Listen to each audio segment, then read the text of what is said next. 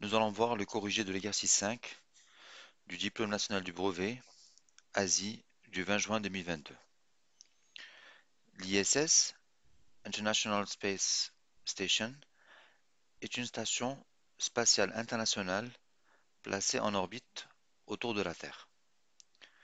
Dans la journée du 21 juin 2021, l'ISS est passé à la verticale de Canberra, en Australie, puis à la verticale de Miami, aux États-Unis. À l'aide du planisphère ci-dessous, donnez les coordonnées géographiques de ces deux villes avec la précision permise par le graphique.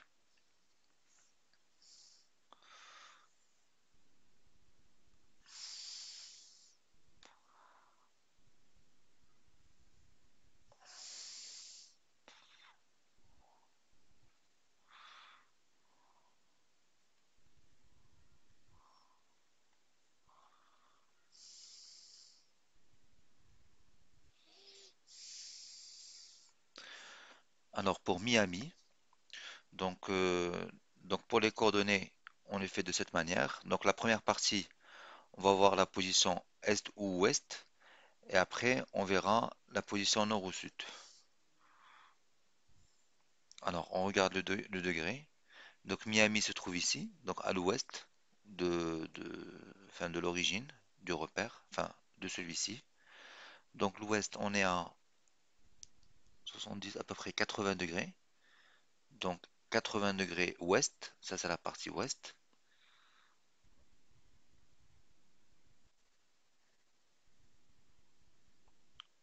O pour ouest, et se trouve au nord, donc dans cette partie-là. Donc au nord, ça fait à peu près 25 degrés.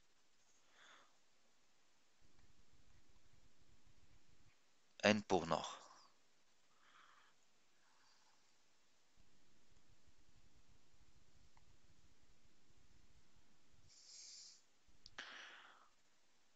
Donc Canberra se trouve à l'est par rapport à ce repère. Donc de combien de degrés? 140, 150. Donc 150 degrés est, E pour est, et se trouve au sud, donc dans cette partie-là.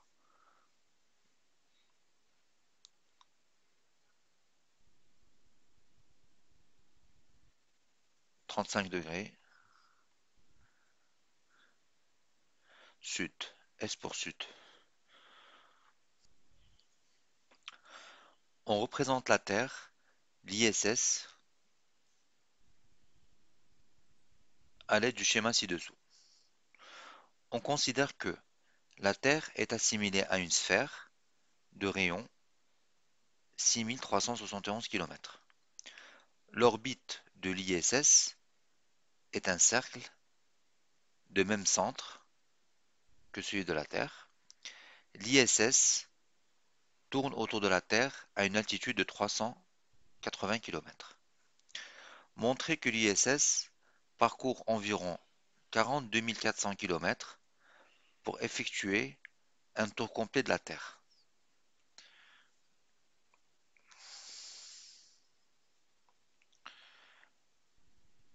Alors, nous allons dans un premier temps calculer la, la distance parcourue par le satellite, enfin par la station spatiale, quand elle fait un tour complet par rapport à la Terre.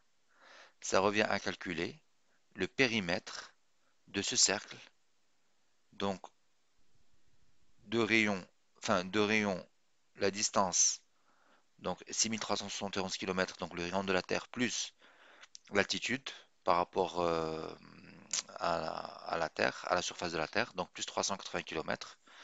Donc l'orbite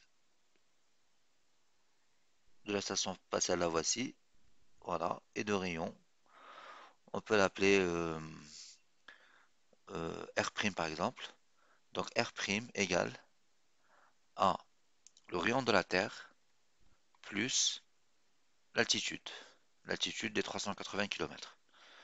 Donc on a RT égale à 6371, A égale à 380, donc R' égale à 6371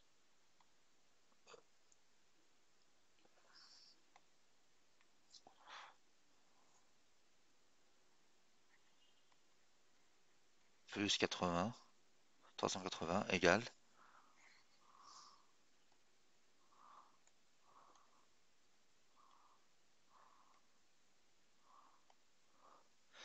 6751 km. Donc on a déterminé le rayon du cercle euh, dont le périmètre représente la trajectoire de la station spatiale. Donc déterminer cette longueur, c'est calculer le périmètre du cercle, de ce cercle-là. Donc le périmètre égale à 2 pi r, ou 2 fois r fois pi comme vous voulez, donc 2 pi r, 2 fois pi fois r. Donc cette relation à connaître. Donc ça fait 2 fois pi fois 6751. Donc le résultat sera en kilomètres parce qu'on a pris r, enfin r' plutôt en kilomètres. Donc 2 fois 6751, ça donne 13502 pi.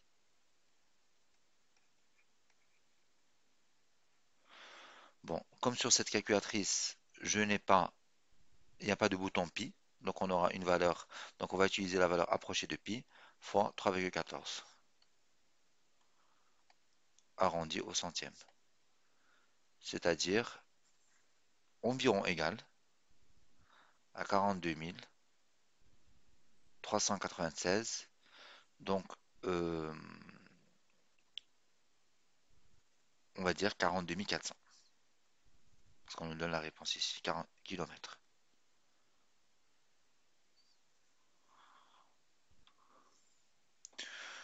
On estime que l'ISS tourne autour de la Terre à la vitesse moyenne de 27 600 km par heure.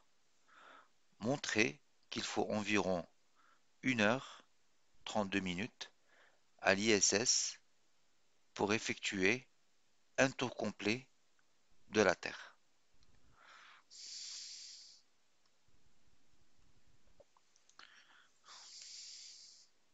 Alors, la vitesse, c'est la distance sur le temps. On peut dire que V égale à D sur T. Donc vitesse moyenne, c'est la distance en moyenne parcourue sur un temps moyen. Donc montrer qu'il faut environ 1h32, donc on nous demande de calculer un temps. Donc si V égale à D sur T, alors mathématiquement T égale à D sur V. T, D et sur V. Alors, euh, on estime que l'ISS tourne autour de la Terre à la vitesse moyenne de 27 600 km par heure. Donc là, on nous donne la vitesse. 27 600.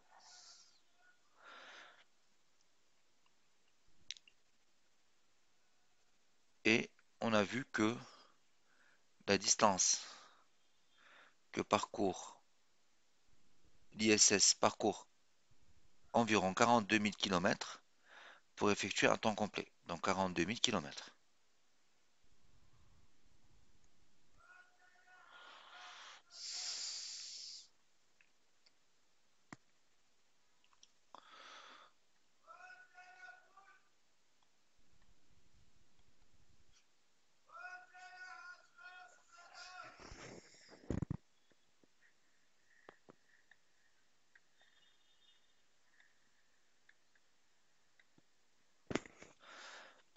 1,53, 62, 30, 31, etc. Donc, euh, on va revenir à la notion de, à la notion de, enfin, pour parler des unités. Euh, Vitesse égale distance sur le temps. Si la distance, elle est en kilomètres, alors, la vitesse ici qu'on a utilisée, c'est une vitesse qui est en kilomètres par heure.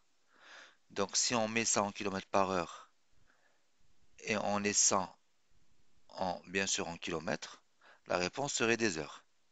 Donc là, c'est environ 1,53. Très bien.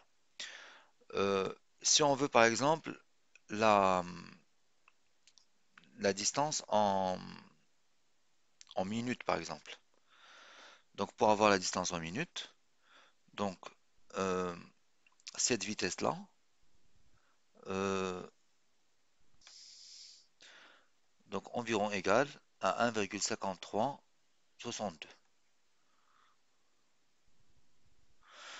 Alors, donc c'est 1 heure et 0,5362 heures. Donc pour voir ça, c'est combien en minutes? Donc on enlève le 1 de 1,53. Ça, ce sont des heures. Donc 1 heure, c'est 60 minutes. Donc ça, combien de minutes il y a dans ça? Donc on multiplie par 60. Ça nous donne 32 et 17. 32 minutes et 0,17 minutes. Donc ça nous fait 1 heure, 32 minutes. Alors, donc on voit ça, ça donne combien en secondes? Donc j'enlève les 32 minutes. Ça nous reste 0,17 minutes. Pour voir c'est combien en secondes, on multiplie par 60. Car une minute, c'est 60 secondes. Ça nous donne 10 secondes.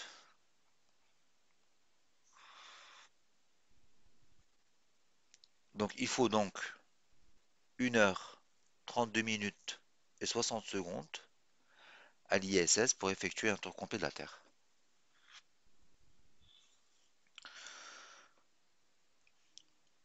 Le 19 juin 2020, de 14h30 à 21h45, heure de Paris, le spationaute français Thomas Pesquet a effectué une sortie extravéhiculaire en restant attaché à l'ISS. Durant cette sortie, combien de fois Thomas Pesquet a-t-il fait le tour complet de la Terre? Donc, euh, on sait qu'il faut environ 1 heure 32 minutes, 10 secondes à l'ISS pour effectuer un tour complet de la Terre. Donc, alors, on va calculer la distance, la durée de sortie de Thomas Pesquet. Donc, la durée de sortie,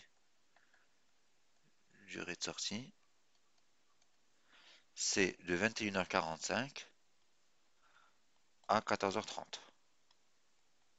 Donc, 21 moins 14, ça fait 7. 45 moins 30, ça fait 15. Donc, il est resté 7h15 minutes. Donc, on travaille en minutes, c'est plus simple pour nous, pour pas avoir des virgules. Donc, en minutes, c'est très simple. Donc, ça donne 7h15 minutes, c'est 7 fois. Donc, on a dit en minutes. Donc, 1 heure, c'est 60 minutes. C'est 7 fois 60 plus 15.